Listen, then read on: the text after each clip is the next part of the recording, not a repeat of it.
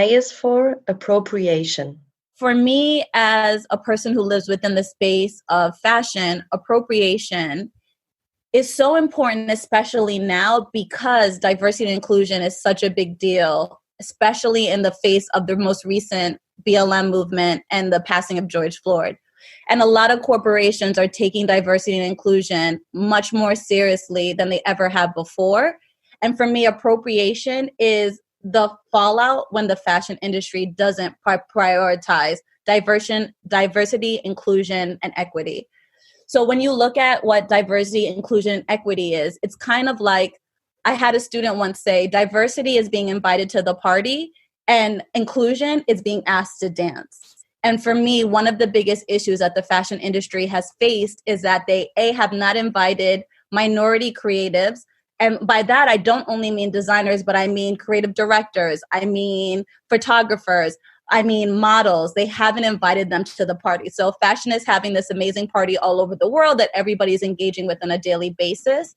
But minorities, and I definitely live in the space of Black, but we can say the same for Natives, Indigenous people, Asians. They're not getting invited to this party, right? And on top of it, the dance that they do is kind of being appropriated and used, but no one's asking. So it's almost like if you went to, I'm taking this analogy really far, so bear with me, but it's almost like you kind of crash this party. You weren't invited, but you're there, right? And then you notice that someone's doing the routine that you released on TikTok yesterday. You'd be infuriated, like, where's my credit? I did that dance. And so appropriation to me within the fashion industry is the fact that the fashion industry has not found a constructive way to invite minorities to the discussion. And even more perniciously, they're not inviting minorities to the discussion, but they feel entitled.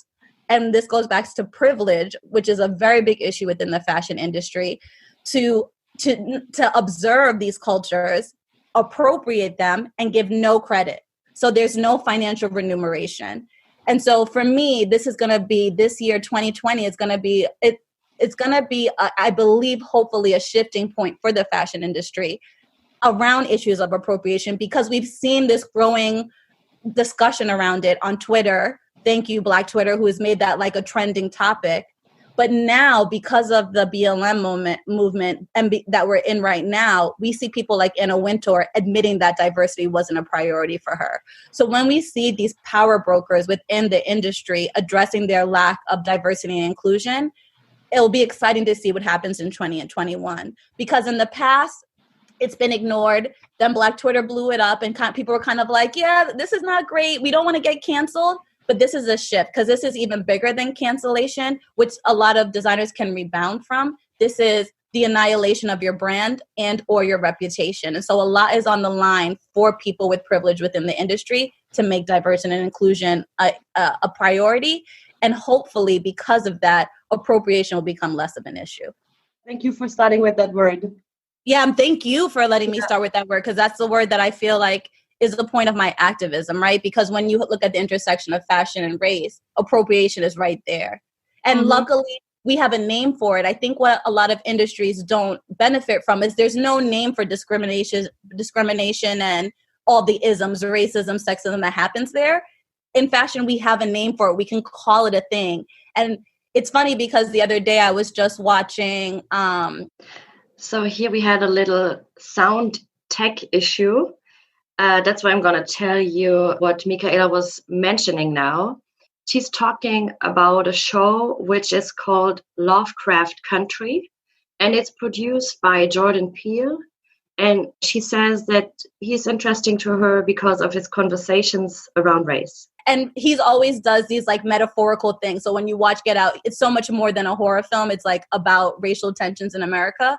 And so I'm watching this show through the lens of like, what is it saying about society? And there's these monsters chasing the main character, but they're deterred by light.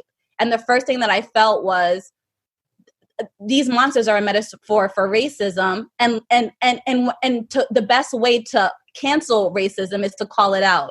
And I know a lot of people have a problem with cancel culture, but I find it very effective in holding people accountable. And so what I like about having the word appropriation is that we can call it a thing. Where in other industries where there's discrimination, you're kind of like trying to explain a feeling, but you don't have industry terminology. But in fashion, we can say appropriation and they know what it is, right? And so moving forward, we can hold people more accountable because we have the language for it. And we'll have to see how that plays out next year or in the coming months for fashion.